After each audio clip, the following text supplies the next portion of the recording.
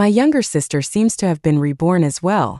In her previous life, she was madly in love with the Golden Circle's prince, Ethan Reed. Their relationship was intense, filled with skipping classes, fights, and reckless racing.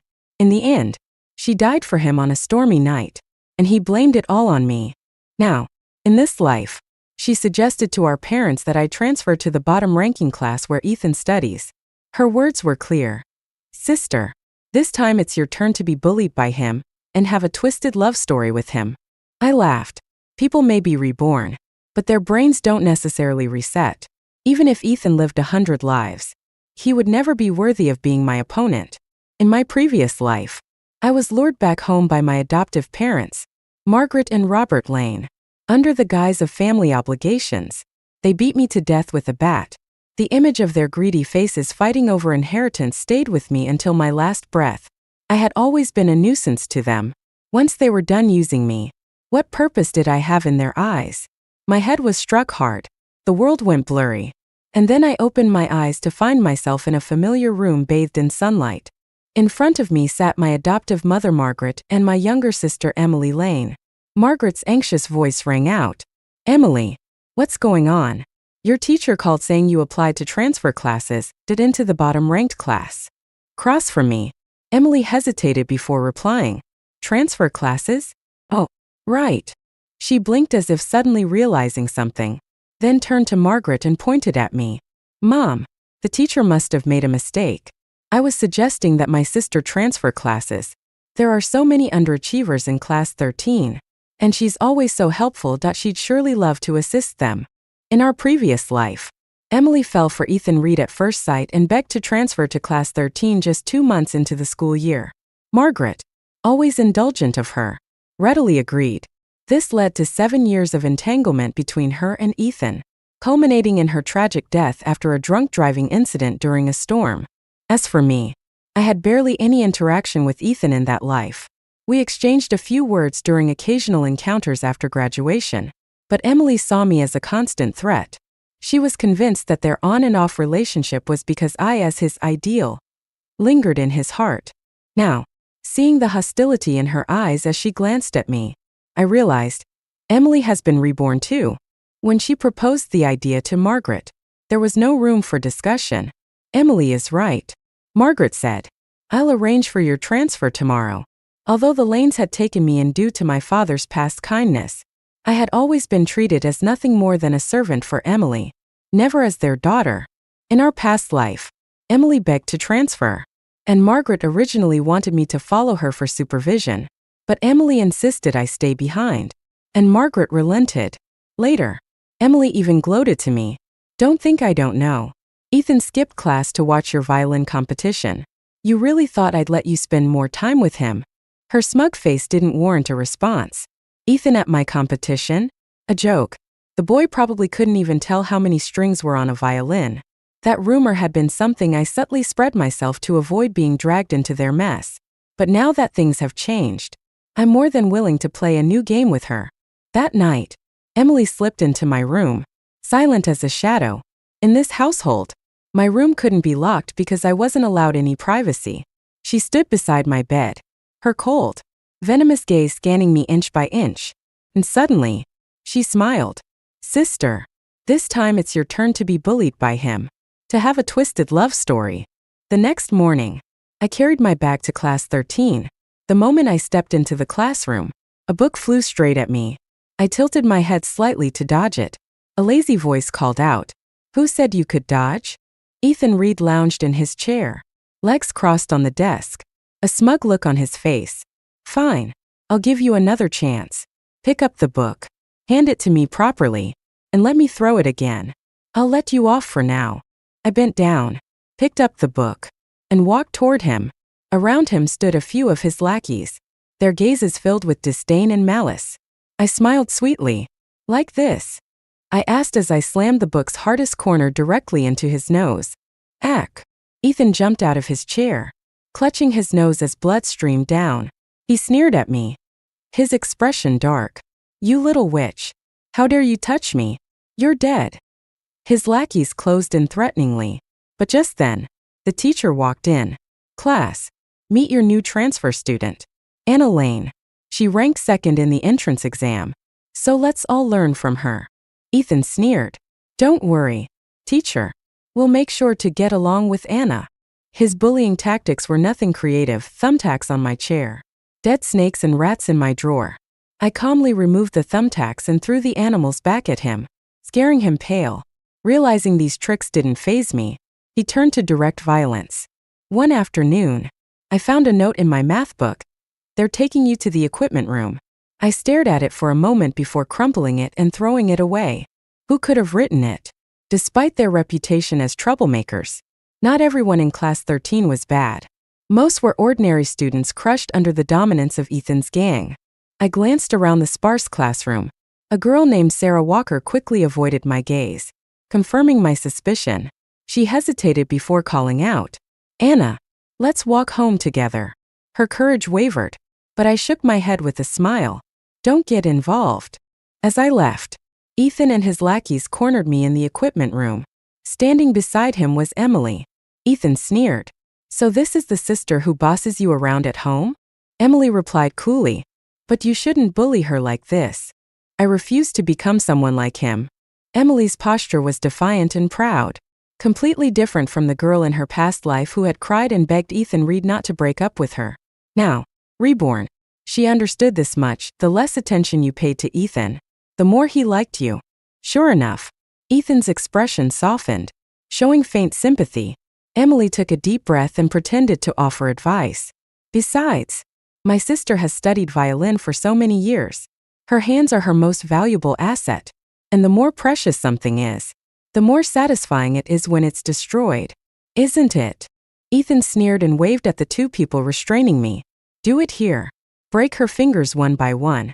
I'll make sure she can never play the violin again.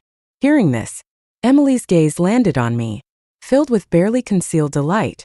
They shoved me roughly toward the uneven bars and picked up a heavy dumbbell from the ground, ready to smash it down. Just as they were about to swing, I suddenly spoke. Idiots. What did you say? Ethan froze, narrowing his eyes. I smiled at him. If I were you, I wouldn't do something this stupid at such a critical moment for your family's stock distribution. His pupils constricted. In my mind, I silently counted down. 3, 2, 1. The door to the equipment room burst open with a loud crash. But the people standing at the door weren't the ones I had arranged. Turning my head, I was shocked to see several girls from the class. I had thought that Sarah Walker's timid question in the classroom earlier had been the most she could muster. But I was wrong. Sarah steadied herself by holding onto another girl's arm, raising an old, battered flip phone in her trembling hand. She said in a shaky yet resolute voice, I've already called the police. A dead silence filled the room for a few seconds before Ethan burst into laughter. Sarah Walker, right? Looks like the lesson I gave you before wasn't enough. Now you dare stand up for justice? Call the police? Do you even know who I am? Do you think the police can touch me? His cold, mocking gaze turned Sarah's face pale. But before he could intimidate her further, a commanding female voice rang out from the hallway. If the police can't deal with you, perhaps I can. A woman in a dark blue silk dress strode in on high heels. Her sharp gaze swept the room. Ethan Reed, haven't I told you not to cause trouble during this critical period for our family? Do you understand the mess you're creating? Ethan's arrogance vanished instantly. Sis. Jillian Reed crossed her arms, her expression cold. Let her go and go home. But, sis, he's the one who. I don't care who started it. When you do something, you need to choose the right time and method. Just because I'm stopping you now doesn't mean I'll always stop you in the future. Jillian had come because of the anonymous letter I sent. Over the past month, the Reed family had been in chaos over the division of shares after their patriarch's death. In such a volatile situation, even the smallest scandal could be weaponized. Jillian wouldn't let Ethan jeopardize their position, though she clearly resented being manipulated by me. Before leaving, she glanced at me with a look that was almost dismissive, as though I were no more than an ant by the roadside. Her gaze carried an unspoken warning. Once the Reed family's turmoil settled, Ethan would be free to deal with me however he wanted. I met her gaze and mouthed silently, looking forward to it. Beside her, Emily stared at me for a long moment before suddenly smirking. Jillian Reed actually showed up for this. I get it now that you've come back. Too. Her expression was triumphant and taunting. But what's the point? Right now, I'm the one who's Ethan's ideal. And you're the one being bullied. Once the Reed family's internal issues are resolved, I'll enjoy watching what happens to you. After Emily left with her head held high, the equipment room was silent except for me and Sarah, along with the other girls. Anna Lane. Since you're okay, we'll leave now, Sarah said hesitantly, clutching her battered phone and forcing a weak smile. Wait. I called after her. The midterm exam sheets came back today. Are there any questions you don't understand? Sarah froze mid-step and stared at me in disbelief. Not just you, I added, smiling as I put a hand on her shoulder. Anyone in class 13 with questions can come ask me. We're all part of the same team. We should stick together and improve as a group. Don't you think? In this era, the chance for someone from a poor background to rise to the top is 1 in a million. More often than not, people like Sarah and her friends are ordinary individuals struggling to make ends meet while enduring the oppression of people like Ethan Reed. But why should it be that way? I pressed down the gym equipment and met their wide-eyed gazes, which now held a flicker of hope, like sparks in the darkness. I said slowly and clearly, this world belongs to ordinary people like us. The next day, Ethan didn't come to school. I knew the Reed family feud had reached a boiling point, leaving him no time to waste on petty bullying. This naturally put me in charge of Class 13 self-study sessions. The hours that Ethan and his cronies once dominated with chaos were now my time to tutor everyone. In both my past and present lives, I had always devoted myself to learning with everything I had. I stayed up late at night organizing key practice problems, printing them out, and distributing them to the class. They threw themselves into solving the problems with everything they had. Whenever they encountered something they didn't understand, they noted it down and brought it to me the next day for clarification. During this time, Ethan Reed's unmotivated lackeys tried to stir up trouble. They smeared paint over the notes I wrote on the board and then looked at me provocatively. Don't think that just because Ethan isn't here, you can do whatever you want. When he's back, that'll be the day you're finished. I shot them a cold glare. Sarah Walker's seatmate, a girl named Lisa Zhao, silently shut both the front and back doors of the classroom.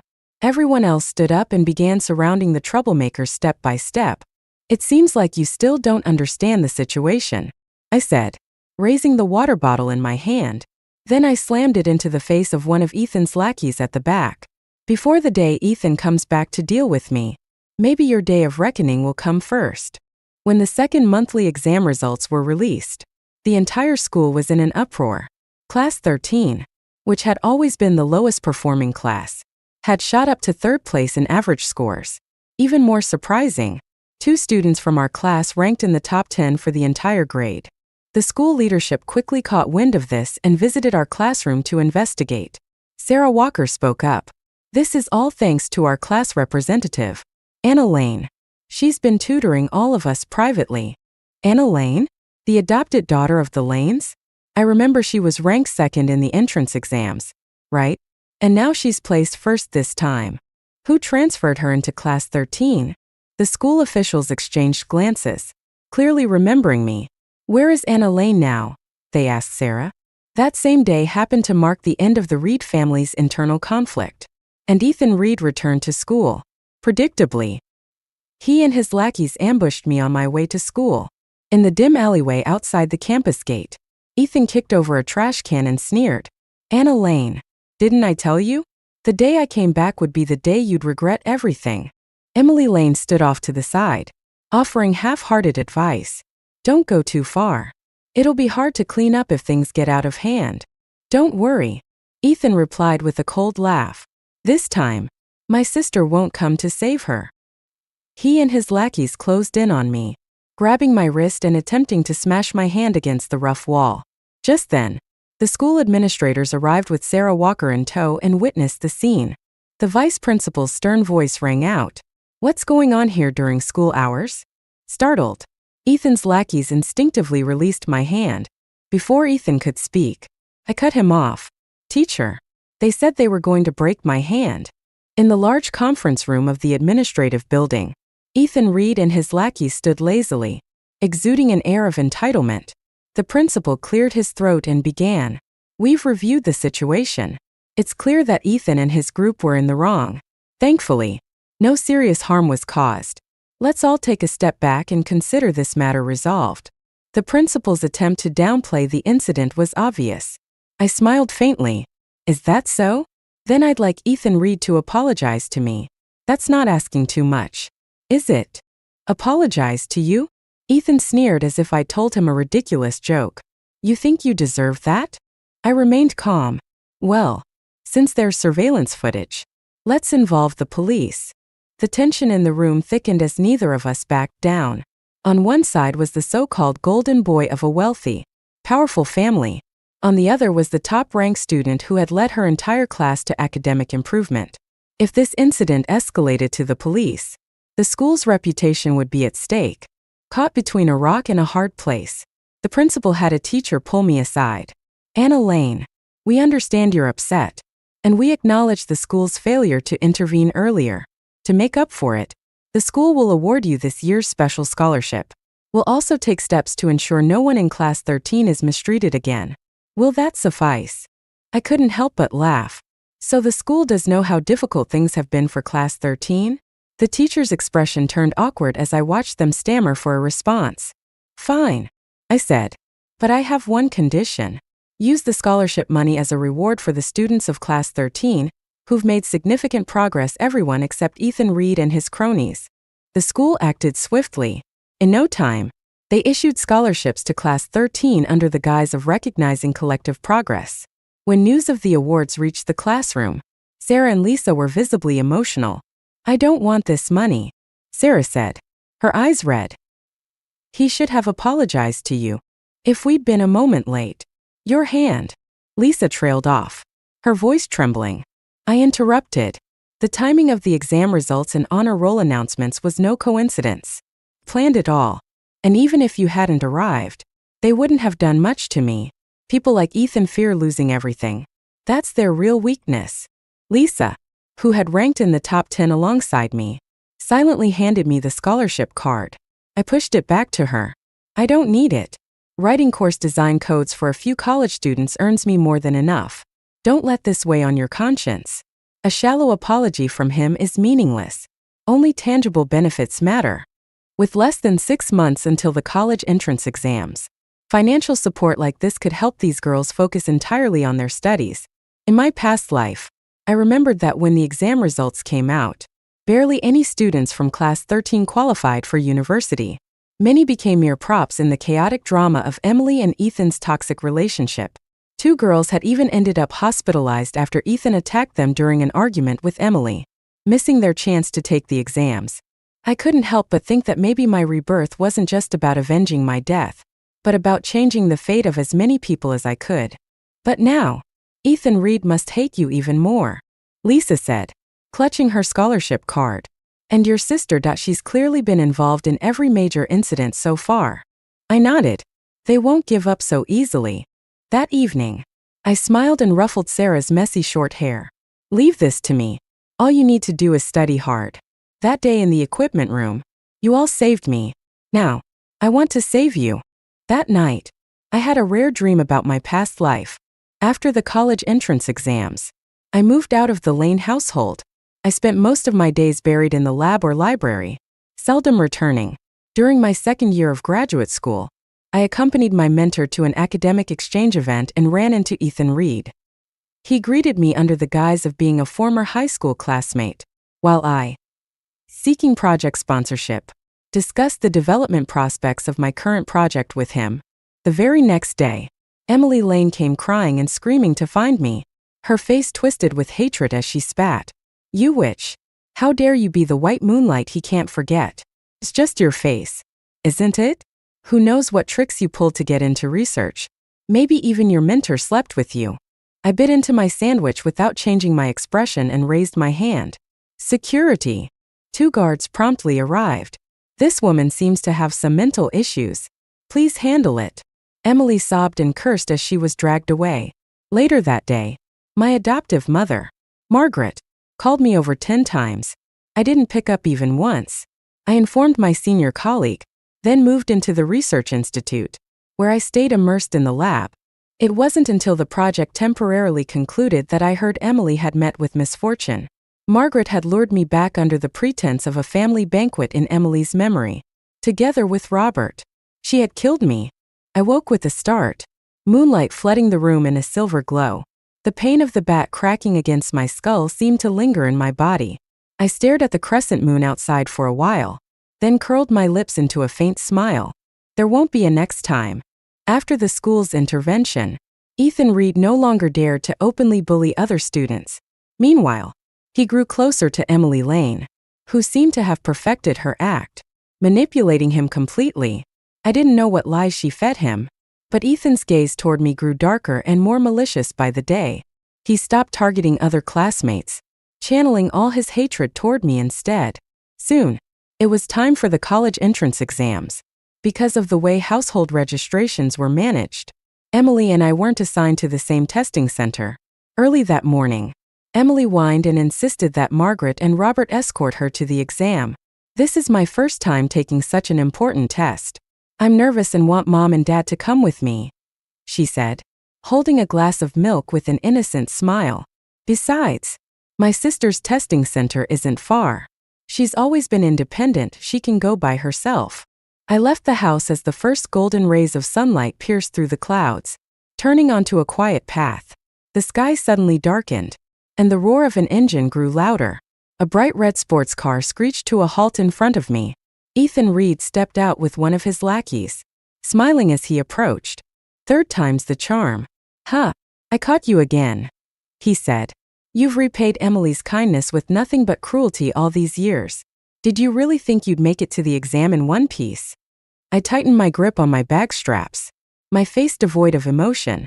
Ethan Reed, isn't today your exam day too? He threw his head back and laughed. An exam? Me?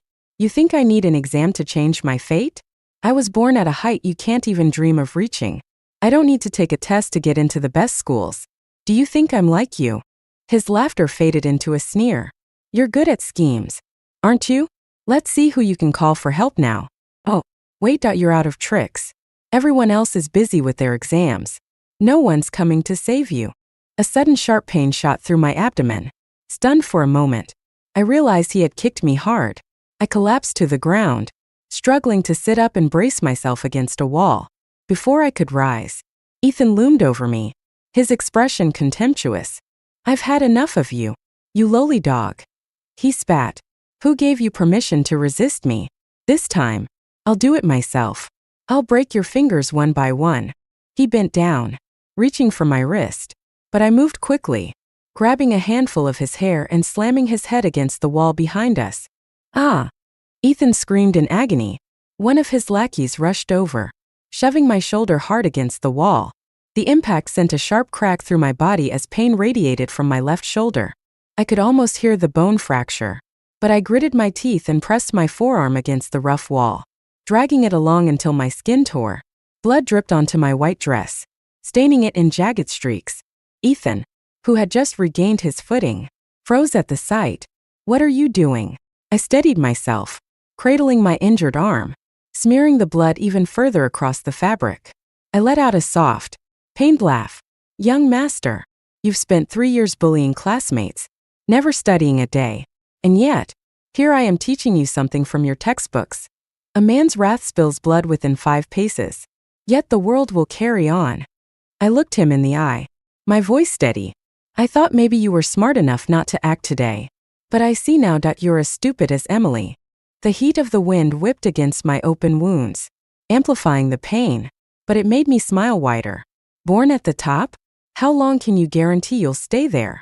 As my words hung in the air, 2 reporters carrying cameras appeared at the entrance of the path. The flashes of their cameras illuminated everything. The broken security cameras I had tampered with earlier, my blood-streaked dress, my mangled arm, and the tears spilling from my red-rimmed eyes. What's going on here? Ethan finally realized what was happening. His face paled as it dawned on him that he had walked straight into my trap. I'm part of the Reed family, here to settle some personal grievances, Ethan said coldly. If you want to keep your job, then get lost. Hearing his words, the two reporters lowered their cameras. Ethan smirked, thinking his threat had worked. But in the next moment, they stepped closer instead. Young master, there are always people in this world who aren't afraid of you. You've been coddled in your high position for so long that you've forgotten that.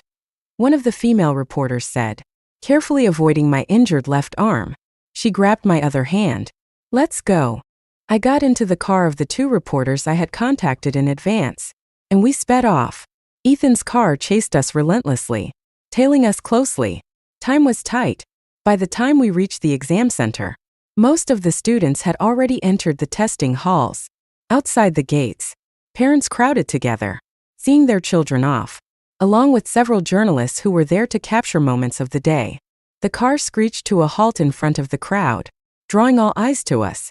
I pushed the door open and stumbled out, my body covered in blood. Ethan Reed, I said slowly and clearly, staring at the red sports car behind us. Even if you're part of the Reed family, even if you're the so-called Golden Prince, what right do you have to stop me from taking this exam? Break my arm? Leave me with only one breath? I'll still crawl into that exam hall and turn in my test. Or you can just kill me here. Ethan stormed out of his car, gripping the edge of the doorframe as he glared at me, equal parts furious and astonished. In his eyes, I caught my reflection, disheveled hair, wounds covering my body, and a bloodied, tattered dress that flared out behind me like a banner in the wind. What's wrong? Afraid. I smirked, my gaze moving past him to the two police cars speeding toward us. Then I looked back at Ethan and flashed him a taunting smile. Well then, I'll be heading in to take my test. In the sweltering heat of June, I found myself sitting in a stuffy exam hall with no air conditioning. Sweat seeped into the wounds on my arm, the sting keeping my mind sharp and clear. After the first two exams of the day, I went to the hospital to have my injuries treated. Sarah Walker accompanied me, normally timid and soft-spoken. This time she didn't shed a single tear. Will it leave a scar? She asked, her voice barely above a whisper. I glanced down at my arm as the doctor carefully used tweezers to remove grains of dirt from my wound. Maybe, but it won't matter. It's just a surface wound. It looks worse than it is, I said with a faint smile. Besides, if Ethan wanted to make a scene, he should have been prepared to pay a price. After my injuries were treated, I didn't return to the Lane household that night. Instead, I stayed in a small inn near the exam center. This exam, in both my past and present lives, was never particularly difficult for me. More importantly, I carried with me the complete knowledge and achievements of my past life, the research I had done, the skills I had mastered. These were treasures that Emily Lane, no matter how many lifetimes she relived, could never possess. When the final exam ended, I went straight back to the hospital. Lying in the hospital bed, I pulled out my phone and wasn't surprised to see my name trending online. Top-ranked student almost misses college exam. Ethan Reed from Reed family. Anna Lane heroic stand. Photos of me. Bloodied, defiant, and confronting Ethan outside the exam center. Were all over the internet. Oh my God. She still went to take the exam despite her injuries?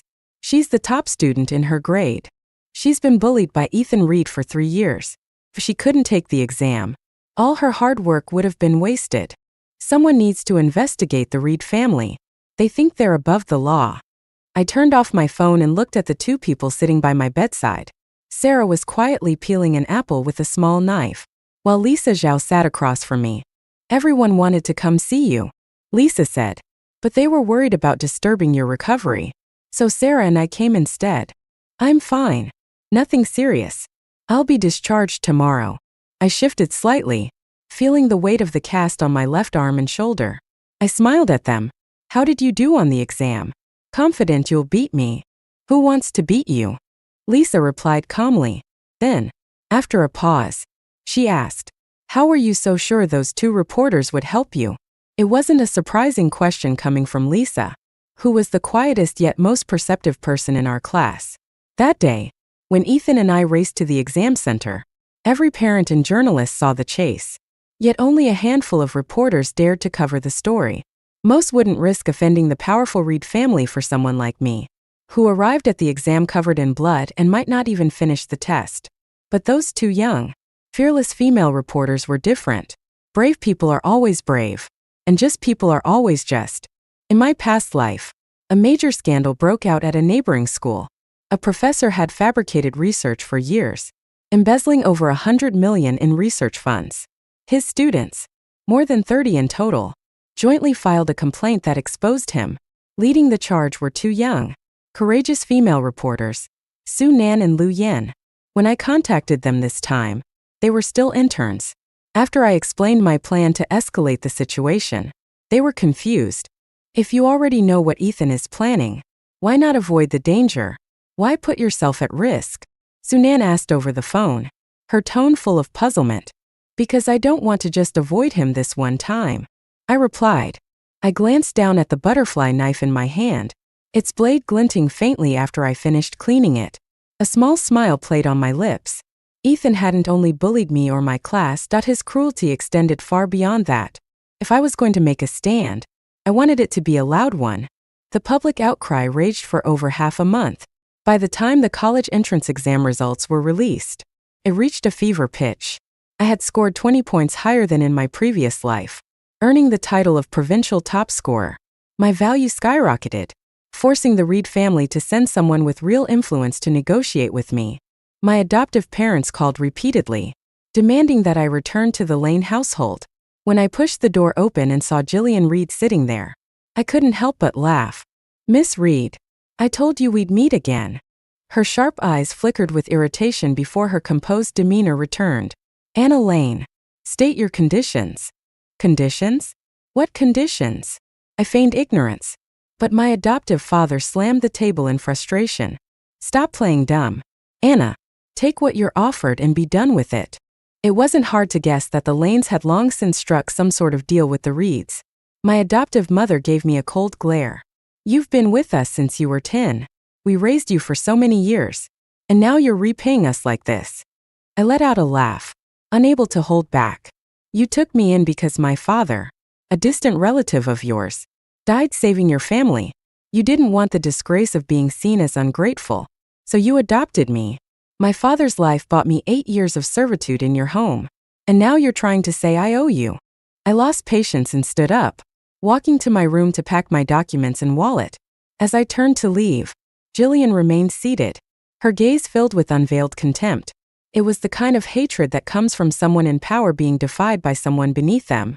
Smiling faintly, I said, Miss Reed, I imagine you already guessed before coming here that I wouldn't agree to a reconciliation.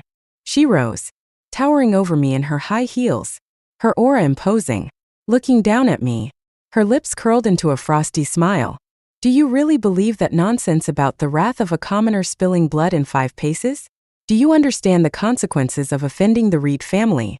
In the end, the matter concluded with the Reed family paying a significant price to suppress public opinion.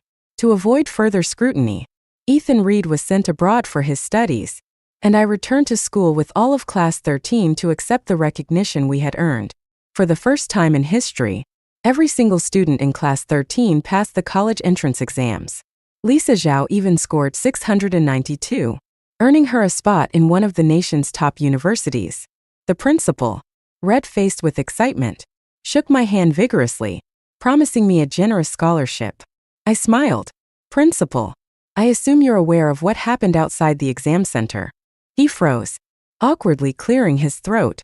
Instead of a scholarship, I continued, I'd prefer if the school committed to fair handling of issues and stricter management. At the very least, ensure that there's never another Ethan Reed who treats human lives like dirt. He nodded stiffly, offering hollow assurances.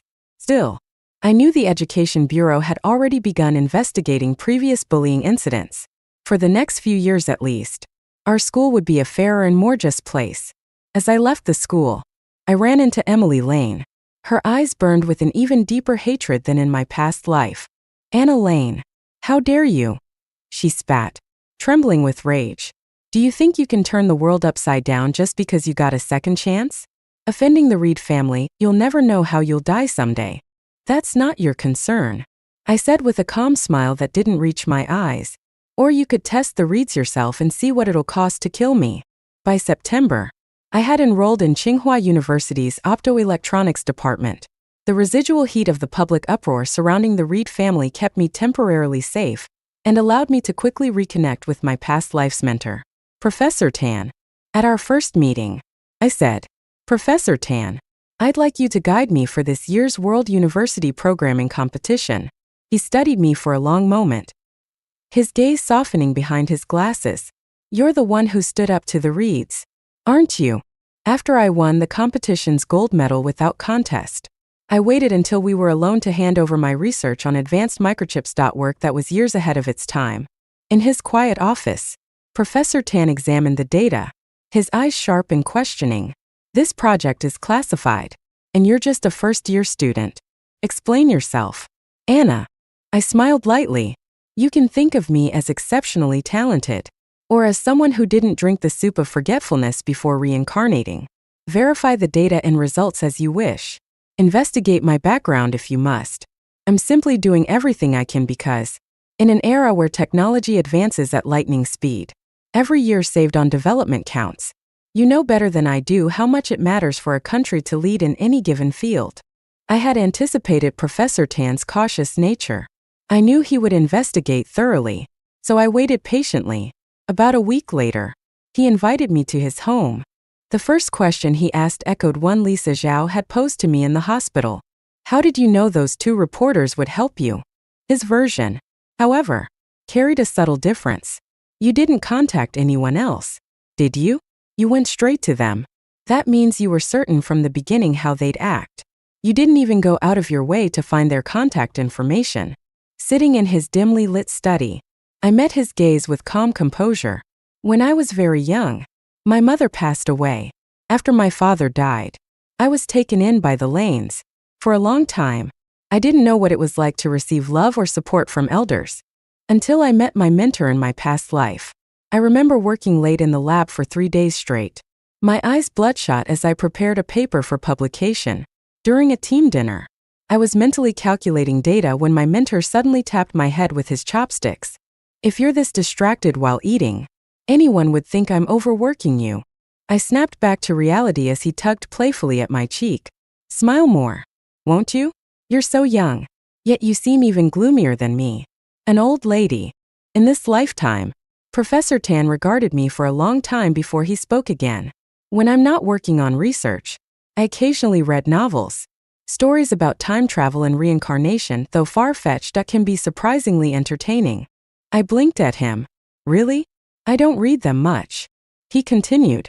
"I'll arrange for someone to verify the data and organize the project's progress accordingly. As for you, once your foundational courses are complete, I'll request permission for you to join my lab early. If you have any other difficulties, feel free to let me know." Hearing this, my exhaustion seemed to vanish. I stepped forward and shook his hand earnestly. "Professor, truly, thank you." With Professor Tan's support, I quickly sold several large algorithm-based software programs I had developed, accumulating significant funds while gaining a much broader network of contacts.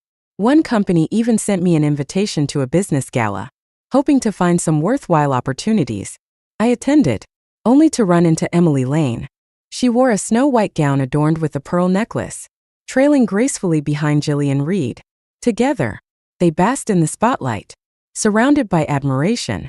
In my previous life, Emily's relationship with Ethan Reed had been staunchly opposed by the Reed family. Gillian, in particular, had publicly expressed disdain, declaring the Reeds would never accept someone from such a lowly background. But this time, it seemed Emily had successfully integrated into their family.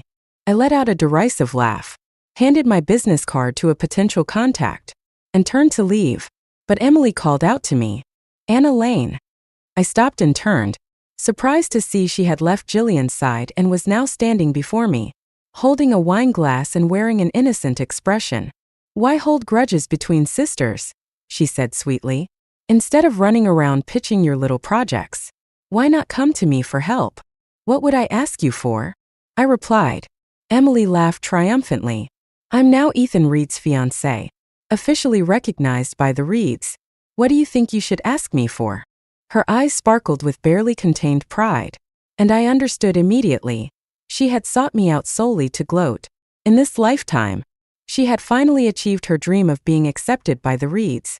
She was so ridiculous that I didn't even want to waste another word. Turning away, I walked off. Behind me, she shouted angrily, "You think you can stay smug forever? The storm from before is long over. Once Ethan returns, no one will protect you.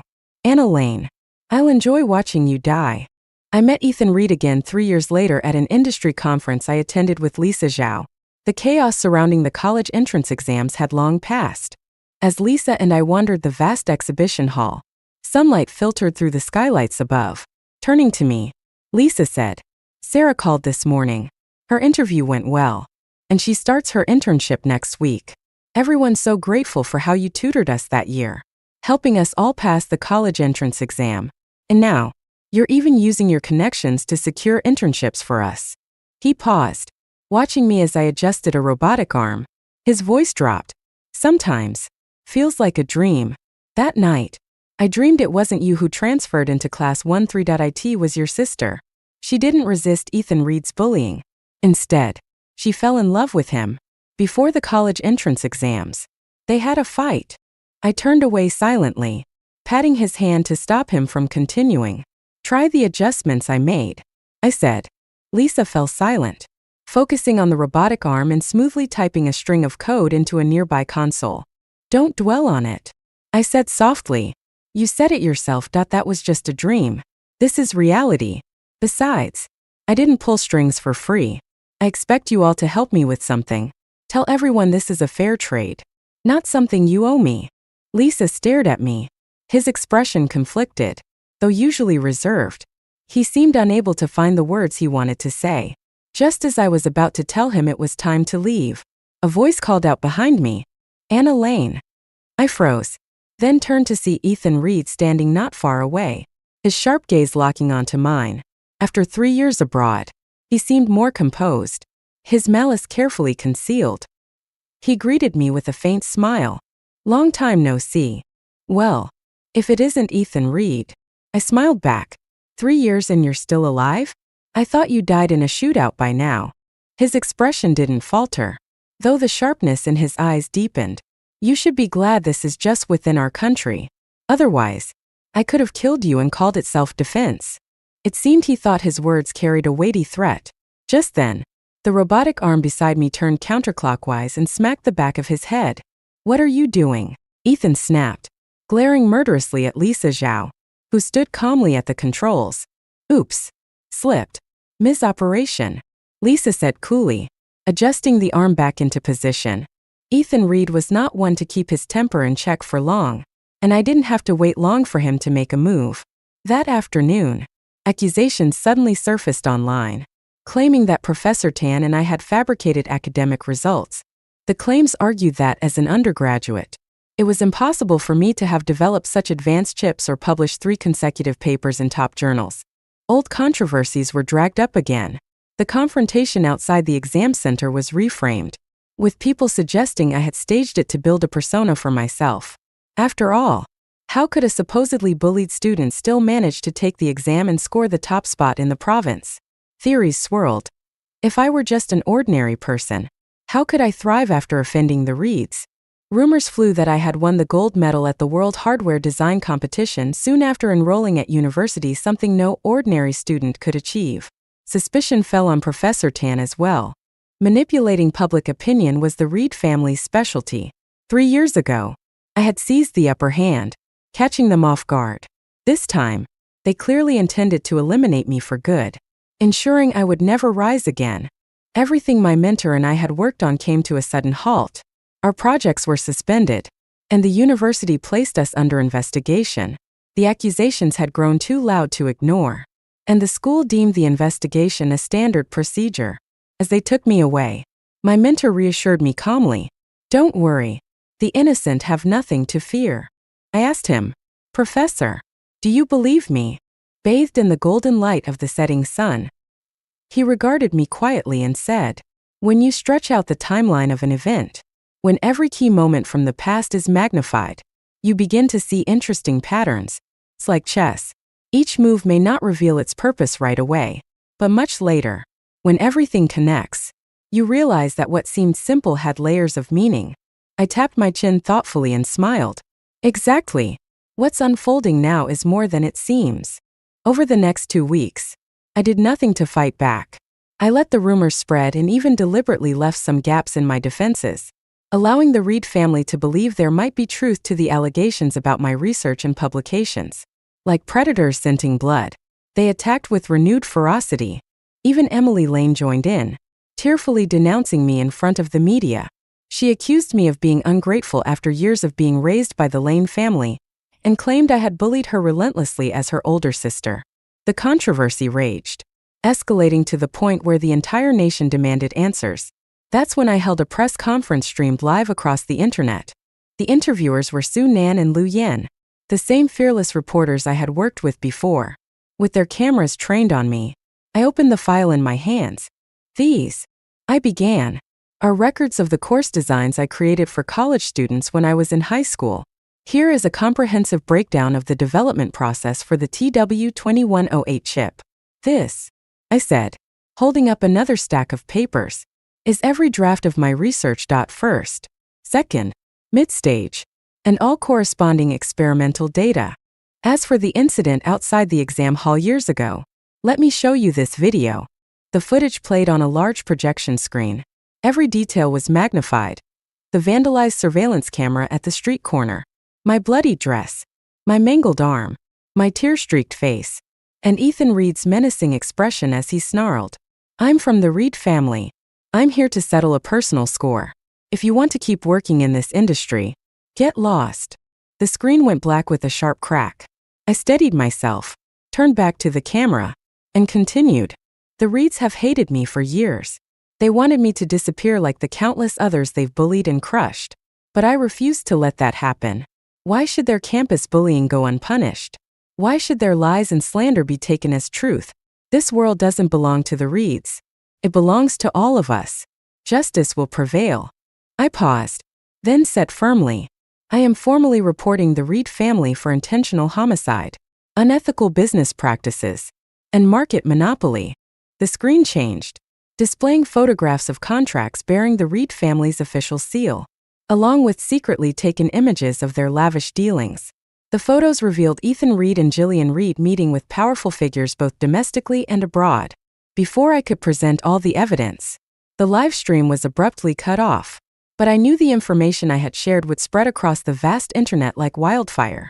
Later, sitting in a dimly lit room with Sue Nan, I felt the heat of the studio lights on my face, rubbing my cheeks. I let out a soft laugh. I told you, I said. I'm not here to just avoid them this one time.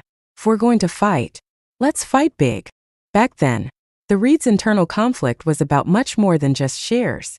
The stakes were massive, and no mistakes could be afforded.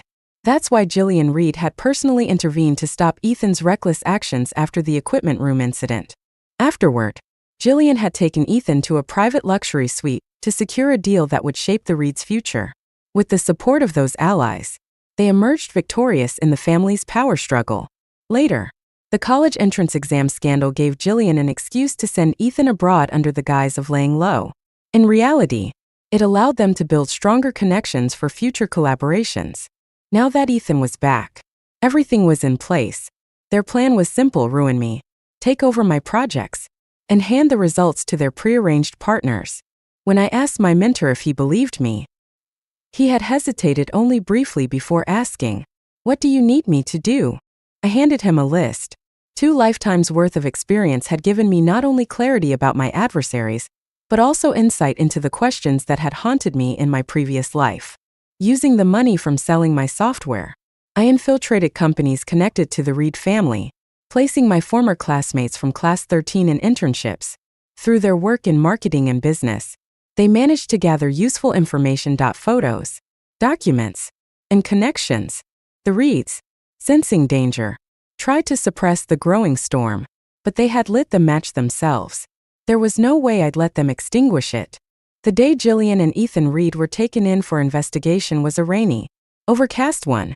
The Lane family, deeply tied to the Reeds through business and even marriage, wasn't spared either. My adoptive parents, who had adored Emily to the point of obsession, took the fall for everything. Knowing they couldn't escape, They claimed full responsibility to protect her, ensuring she walked away with her life. But nothing else. That afternoon, I stepped out of the research institute, umbrella in hand, only to be tackled by a familiar figure. I narrowly dodged and turned to see the face of the person who had rushed at me, Emily Lane. She sat on the rain-soaked ground, glaring up at me with resentment. "How is it fair?" she demanded bitterly. "How is it that you, Anna Lane, became his irreplaceable white moonlight without doing anything? I've worked so hard and become the same for him. But why did you destroy him? Why did you ruin the entire Reed family? Anna Lane, you wretch. Why wasn't it you who died?" A sharp slap echoed as I struck her across the face. Dropping my umbrella, I grabbed her chin, forcing her to look at me. "Because it was never supposed to be me who died," I said slowly and firmly. "Was it me who ruined the Lane family? They brought this upon themselves with their murders, arson, treason, and betrayal of our country. Golden Prince? That outdated title belongs in the graveyard of feudal relics." I leaned closer, staring into her rain-drenched eyes. "Don't you understand yet? Emily, you're a fool. Your vision is too narrow, too short-sighted. Do you realize how much can be achieved in a second lifetime? You can save an entire class's future. You can push critical national technologies 5 years ahead of the world. You can uproot a malignant tumor long before it spreads and prevent devastating losses. If you aim high enough, you can change the world itself. And yet, all you've ever wanted is to be the object of one man's love. That's not just foolish, it's beyond redemption." She stared up at me, stunned, as the rain poured harder, washing over us and blurring the world around us. After a moment, she suddenly burst into uncontrollable sobs. After the Reed siblings were sentenced to death, it was reported that they had desperately sought ways to escape their fate. Remarkably, Ethan Reed managed to find help. On the way to the execution site, he staged a prison break. The police pursued him all the way to the docks, where Ethan was shot over 20 times by the shore. He died on the spot. My adoptive parents, Margaret and Robert Lane, were sentenced to 20 years in prison. When the news broke, Emily Lane committed suicide. Perhaps she saw no way out, no chance of ever recovering her standing. Or maybe she clung to the desperate hope of being reborn again.